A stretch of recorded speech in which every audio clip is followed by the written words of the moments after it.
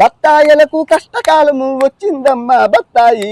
లక్ష్మణుడు వెళ్ళగానే రావణుడు సన్యాసి వేషంలో అనగా కాషాయి వస్త్రాలు, కమండలం, దండం పట్టుకుని సీత దగ్గరకు వస్తాడు. సీతను చూసి కామపరవశుడైన రావణుడు ఆమెను పొగుడుతూ, నీ ముఖం పాదాలు అందంగా ఉన్నాయి, నువ్వు అప్సరసవా, రతీదేవివా, ఎవరు నువ్వు, నీ పల్లవరస బాగుంది, నీ కళ్ళు బాగున్నాయి, బొడ్డు కింద నుంచి తొడల వరకు ఉన్న భాగం విశాలంగా ఉంది, నీ 2 స్తనాలు ఎత్తుగా ఉండి గుండ్రంగా ఉండి ఒకదానికొకటి దగ్గరగా చేరుకొని కొంచెం కొంచెంగా కదులుతున్నాయి, పుష్టిగా ఉండి నున్నగా ఉండి ఆకర్షణీయంగా ఉన్నాయి, నీ తొడలు ఏనుగు తొండాల్లా ఉన్నాయి, నీ నడుము పిడికడంతుంది, నీలాంటి అందగత్తిని ఇంతవరకు చూడలేదు, నువ్వెందుకు ఇక్కడున్నావు అని అడుగుతాడు.